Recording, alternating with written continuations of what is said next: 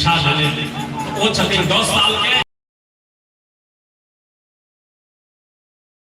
वैष्णव भ गेलहुँ बना कऽ देत नहीं तहन तऽ हमहूँ वैष्णवे भऽ जाए तऽ बढ़िआँ कभियो मंत्र लऽ लेलखिन आ जब तीनों गोटे महात्मा भऽ गेलहुँ तऽ आब बूढ़ा सोचलनि जे आब कोनो उपाय नहीं अब बुढ़ियो वही पार्टी में चलि जेतै तहन हारि कहैया 6 महीना भेलनि हँ हमर बूढ़ा सेहो मंत्र लऽ लेलखिन हन बेटा कहलकै बाबा ई कोन नाजायज कहलखिन तऽ सहिए बात कहल 6 महीना भेल हन तोरा वैष्णव भेल महात्मा बाप कहलकै रे हम से कहाँ बुझलिए हम ओ उम्र का बुझलिए लेकिन देखो भागवत कहै छै वास्तविक उम्र वह छियै जाहि से अहाँ भगवान के भऽ गेलियै जाहि दिन से वैष्णव भऽ गेलहुँ भगवान के भऽ गेलियै भगवान के भजन करऽ लगलियै वास्तविक उम्र वह छै चली जा रही है उम्र भी चली जा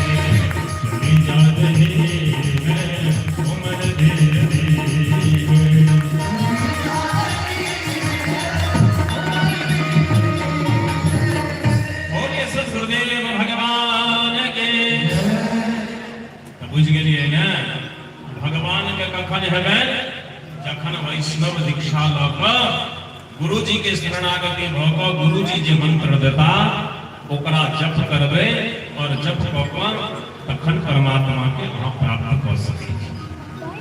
ई मार्ग छै। आइ अर्जुन जीवन भगवान के समर्पित कऽ देलखिन। परिणाम देखियो, महाभारत के युद्ध 18 दिन तक चले और 18 अक्षौहिणी सेना चले। एक अक्षौहिणी सेना में 21,870 रथ सवार, 21,870 हाथी सवार, 1,09,350 पैदल और 65,600 घुड़सवार। टोटल मिलाकर भेले 2,18,690। एकरा 18 से मल्टीप्लाई कर दियो तो टोटल सेना भ जेते 39,36,420। इतने सेना चले महाभारत के युद्ध में। दोसर दिन आई चले भीष्म पितामह सेनापति के कमान संभालने चलते। दुर्योधन हर्षले। दुर्योधन कल के बाबा आप ईमानदारी से नहीं करते हो। बाबा बोले क्यों? कहा गए ईमानदारी से लड़ते तो मेरा 60 भाई मारा गया और पांडव में से एक भी नहीं मरा। भीष्म पितामह तो अखंड ब्रह्मचारी है। आज महाराज प्रतिज्ञा कर लिए भीष्म पितामह, कल फैसला कुल जंग है। तो दुर्योधन ने कहा बाबा कन्हैया उनके संग है। भीष्म पितामह बोले जो कल का युद्ध निर्णायक होगा, कल उस पांडव में से 5 में से एक को नहीं मारा तो फिर मेरा राज। दुर्योधन ने कहा बाबा कन्हैया उनके संग है। तो भीष्म पितामह जी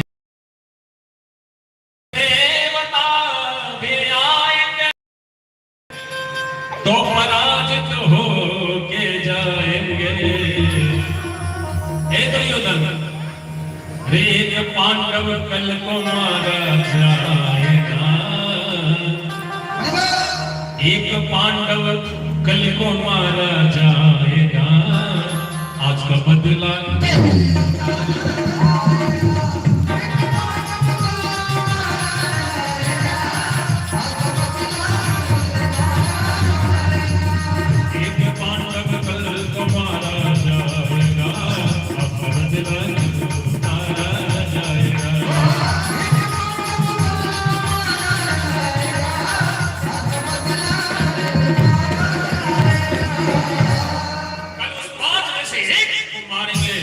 एक में दृष्टि है अर्जुन पर, और यदि अर्जुन मारा गया तो फिर पांडवों को समाप्त करने में समय नहीं लगेगा। और जाते समय दुर्योधन को बोले कि सुन, तुम अपनी पत्नी भानुमति को भेज देना, ब्रह्म मुहूर्त में मैं रहूंगा, उस समय आकर के आशीर्वाद ले लेगी। दुर्योधन आया, अपनी पत्नी भानुमति से निवेदन किया, सुनती हो क्या? बोली सुबह में चली जाना, ब्रह्म मुहूर्त में बाबा से आशीर्वाद ले लेना। भानुमति सोची बाबा तो घर ही में हैं, कभी चली जाऊंगा। जैसे आप लोग भी सोचते होंगे, बहुत लोग गांव में ऐसे सोचते होंगे, अरे कथा 7 दिन चले या कल के लिए मत डालो। करो सो आज करे सो अब, पल में परलय होएगी बहुरी करे वो कब। और ये कल कभी नहीं होता है महाराज। ठाकुर जी की कृपा देखो, इधर जैसे ही प्रतिज्ञा किए अर्जुन को पता लग गया, लेकिन अर्जुन निश्चिंत है। क्यों निश्चिंत है?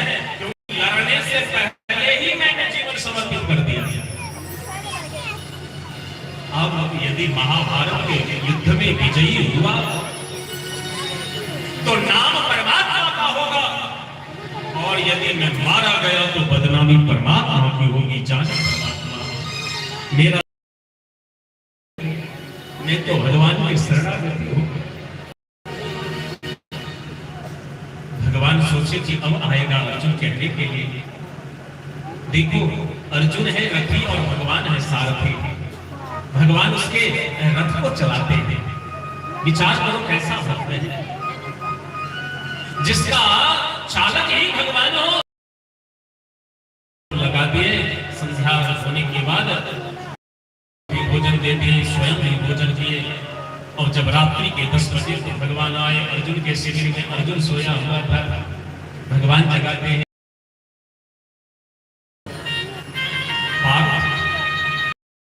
क्या भीष्म पितामह प्रतिज्ञा दिए, तुमको पता नहीं?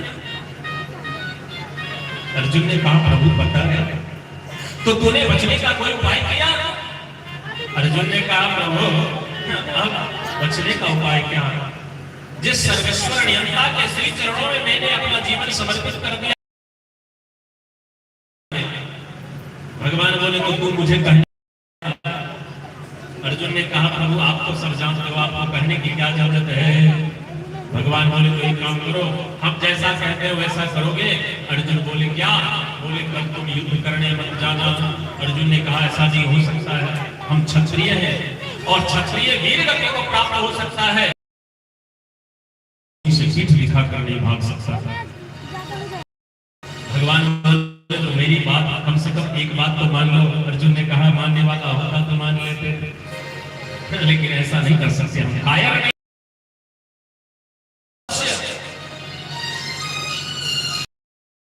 जाओगे?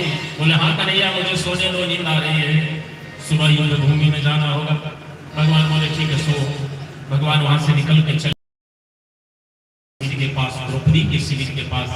द्रौपदी सोई, आवाज लगाते हैं पांचाली, अयो बहन पांचाली। द्रौपदी प्रगाढ़ निद्रा में थी, एकाएक आवाज आती है, ये तो मेरे भैया श्याम सुंदर की आवाज है। दौड़ पड़ती है, कुटिया से बाहर निकलती है, देखा प्रभु को प्रणाम करती है। प्रभु आपको नींद नहीं आ रही है क्या? एक भक्त की रक्षा करनी है क्या तुम? द्रौपदी बोली भैया जब मुझ पर विपत्तियां आई तो आपने मेरी रक्षा की। भरी सभा में मेरी चीज खींची जा रही थी, वहां आपने साड़ी का अवतार ले लिया। भैया को अगर बहना की आवश्यकता है तो मैं आपको साथ देने के लिए तैयार हूं। बोलिए भैया क्या करना होगा? भगवान बोले बहना मेरे साथ चलना है, 2 मिनट का समय दे दो, मैं थोड़ा साड़ी चेंज कर लेती हूँ, क्योंकि सोने के टाइम में थोड़ा बदल लेती ना। आप लोग भी तो बदल ही लेते हो, सोने के टाइम का अलग होता है, दिन में कहीं जाने का अलग टाइम होता है। अरे मैं थोड़ा साड़ी चेंज कर लेती हूँ। भगवान बोले तू दर्शन करने के लिए जाएगी या प्रदर्शन करने के लिए? तू जैसी वैसे चल चल।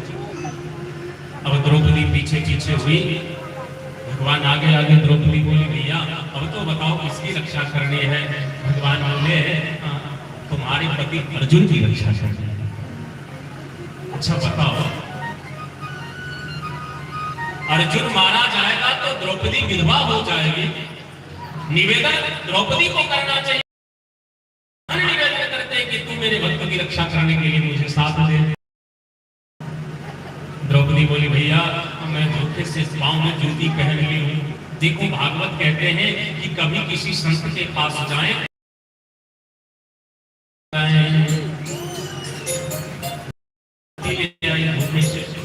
भगवान बोले कोई बात नहीं, ये जूती निकाल कर मुझे दे दे। भगवान वो जूती अपने कान के तले दबा ली। और भगवान को नटबरल है, बाके बिहारी है, लीलाधारी है। क्या किए? द्रौपदी दुर्योधन की पत्नी भानु पहन के आती भीष्म पितामह को प्रणाम करने के लिए साड़ी चुरा कर ले आए, दे दिए द्रौपदी को पहनने के लिए। और जो द्रौपदी साड़ी पहने थी वो भगवान खुद पहन लगे। अब बताओ, हम करके वस्त्र ला कर देते, भगवान स्वीकार करते कि नहीं करते कोई पता नहीं, लेकिन द्रौपदी की पहनी हुई साड़ी भगवान पहन लेते। बोल वृंदावन बिहारी लाल की। अच्छा एगो बात कहूं, कतो निर्माण होय छै ओत साड़ी लगायल जाय छै कि फुल पैंट? कतो फुल पैंट टांगल देखलिए है, jeans pant, T shirt, nighty, जब लगे छे तब साड़ी लगे छे, वो साड़ी के भाग्य छे। महाराज आए भगवान दुर्योधन के पत्नी वाला साड़ी लगे द्रौपदी के, और द्रौपदी जब पहने छे साड़ी को पहन लेकिन बिहारी जी अपने और कहलखिन जे देख बहिन विश्व पितामह छथिन अखंड ब्रह्मचारी, आइ धरि कोनो स्त्री हुनका शरीर में स्पर्श नहीं केलखिन है, तो तुम स्पर्श रही है, मुंह आंचल से ढकली है, बाहर कर दिए जैसे पता लगे जो कोनो सधवा स्त्री एली है, और जब तक आशीर्वाद नहीं कर दिया तो तब तक मुंह नहीं कर दिए हुए तहिना द्रौपदी एले विश्व पितामह मुहूर्त के बेला में भगवान के भजन करे छथिन। अर्धरात्रि की बेला में भीष्म समाधि थी, हुआ वहां न कोई व्याधि थी।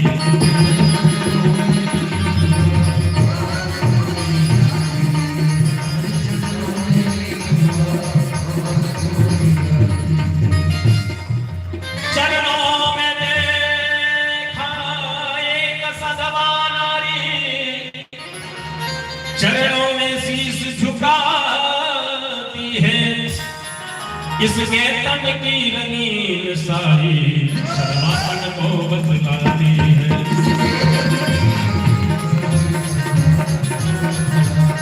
इसके तन की रंगीन साड़ी सर्वापन को बतलाती है। जैसे ही द्रौपदी गई, कंकड़ की आवाज हुई, बाबा को याद आया तो शायद भानुमति के मुख से अकस्मात निकल गया, अखंड सौभाग्यवती। अब जो द्रौपदी पल्लू डाली थी वो धीरे धीरे ऊपर करती है, बाबा की दृष्टि पर ही देखा द्रौपदी है। अरे तू कैसे, ये आशीर्वाद तो मैं भानुमति के लिए रखा था, भानुमति को दिया, तू कैसे आ गई, भानुमति वाला साड़ी पहन गई। द्रौपदी बोली, बाबा पहले जवाब दो, क्या मेरे 5 पति हैं, उसमें से एक मर जाएंगे तो मैं सधवा रहूंगी या विधवा, मैं सिंदूर लगाऊंगी या नहीं लगाऊंगी। विश्व पितामह बोले, तेरे सारे प्रश्नों का उत्तर मैं दूंगा, लेकिन पहले तू तो ये कैसे, हाँ तू कैसे आई। द्रौपदी बोली, मैं अपने दासी के साथ आई हूं। दासी? विष्णु पितामह मन में सोचने लगे, कौन ऐसी दासी है जो मेरे समय को जान रही है। ध्यान लगाए, विष्णु लाल को छोड़कर और कोई नहीं हो सकता, उन्हीं को पता है।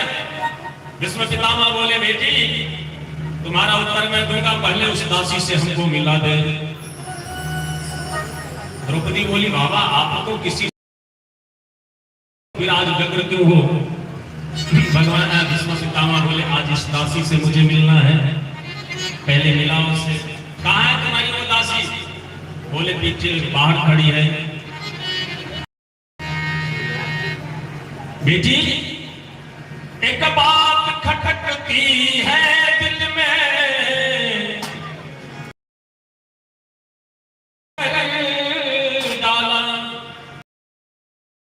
वह कहाँ छिपा है, यहाँ तुम्हें लाने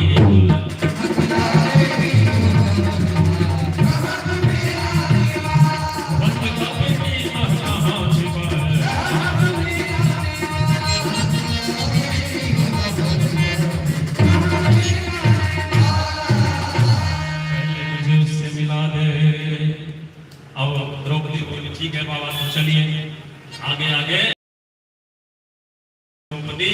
भगवान भी घूंघट काट करके यहाँ खड़े हैं बाहर में। जैसे विष्णु पितामह आए तो ठाकुर जी थोड़ा पीछे हो गए, पीछे चला। अब भगवान जितने पीछे जा रहे हैं, विष्णु पितामह उतना आगे बढ़ रहे हैं।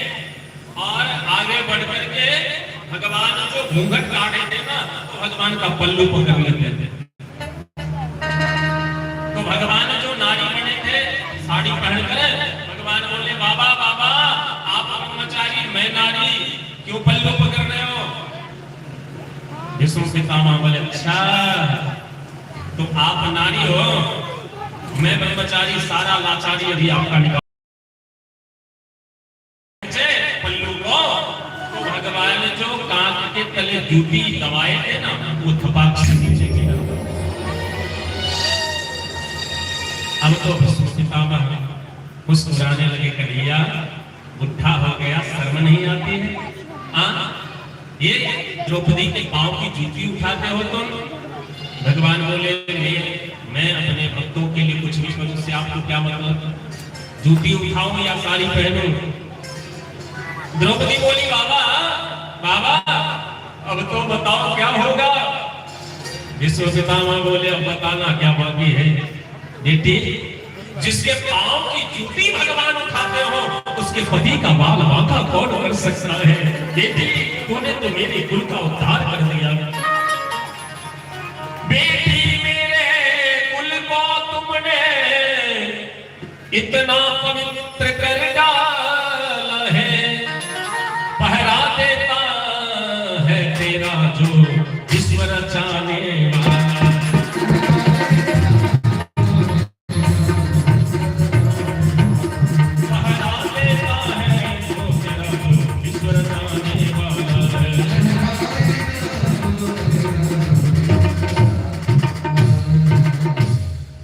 पांव का जूती कन्हैया उठाते हो बेटी, आशीर्वाद निकला मुख से कि निश्चय ही विजय तुम्हारी है। अब पतियों का बालन बांका हो जब रक्षक कृष्ण मुरारी है।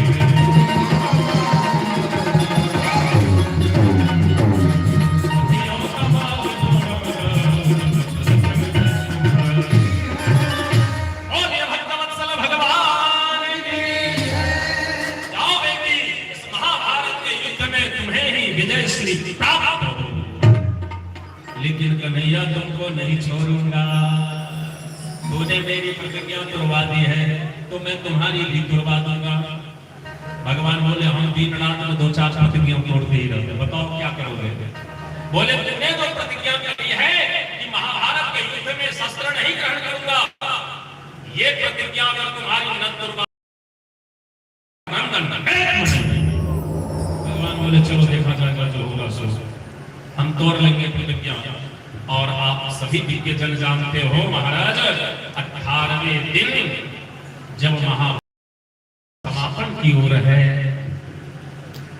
सारे दुर्योधन के सारे भाई मारे गए, पूरे रक्त रंजित है महाराज।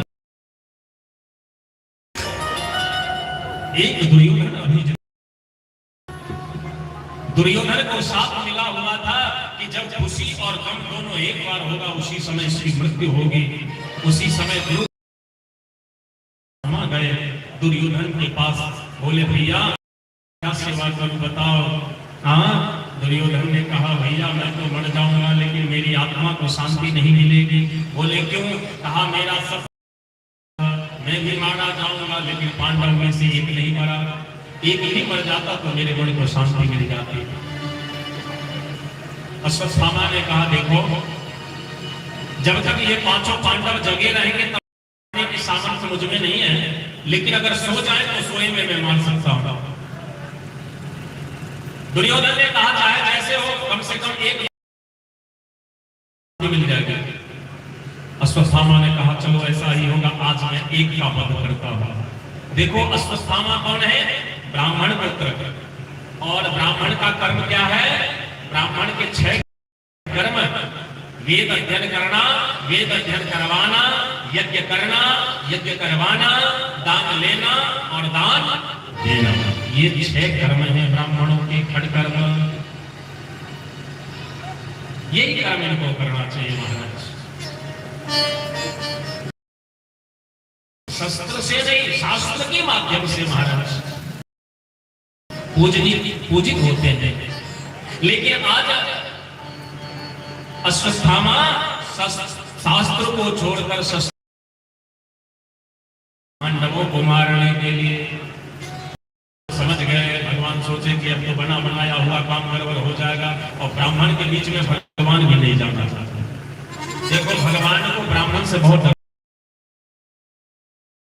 भगवान के हृदय में किसका भृगु जी का, ब्राह्मण का। आप जाओगे बनारस, वृंदावन या कहीं भी भगवान का मूर्ति खरीदने के लिए, तो भगवान के मूर्ति में ब्राह्मण के चरण के चिन्ह होते हैं हृदय में, वही पहचान है कि ये भगवान की मूर्ति है। भगवान को भी डर लगता है तो ब्राह्मण से, लेकिन वर्तमान सरकार की बुद्धि मारी गई है, लगता है मुझे महाराज। मैंने पहले ही कहा है, जिसका सर्वनाश होना होता है वो ब्राह्मण से बैर करने के बाद कोई नहीं बच पाता है। मैं ये नहीं कहता आपके लिए समान है, लेकिन ये कौन सी महाराज अभी जो एक बिल लेकर के सरकार आई है, थोड़ा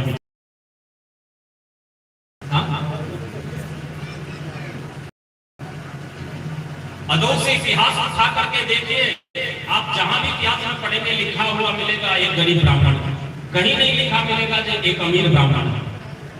और ब्राह्मण जब भी है, ब्राह्मण संज्ञा मतलब गरीब, बेचारा लोटा लेकर के मांगते ही फिरता है, लेकिन फिर भी प्रसन्न रहता। अरे लक्ष्मी कई कहने के लिए बाबा कुछ मांग लो, बोले तुम मुझे पैर छूकर प्रणाम करते, इससे ज्यादा हमको क्या चाहिए। इसी में बेचारा ये प्रसन्न रहता, प्रणाम कर लिया। हाँ, लेकिन और ब्राह्मण सबका कल्याण चाहते हैं महाराज। आज यदि गैया है तभी तो ये सृष्टि है महाराज। सर्वजन हिताय सर्वजन सुखाय, ये भावना होती है। जब भी देखते हैं आप ब्राह्मण आपके यहाँ पूजन करवाने आते हैं, कल्याण हो, यजमान का कल्याण होगा तब तो हमें दक्षिणा अच्छा सा देंगे। इसीलिए मैं फिर से आपसे बार बार निवेदन करूं, किसी से भी शत्रुता मूल ले लेना, लेकिन ब्राह्मण से मत लेना। ब्राह्मण से शत्रुता लेने का मतलब तुमने अपने नाश का रास्ता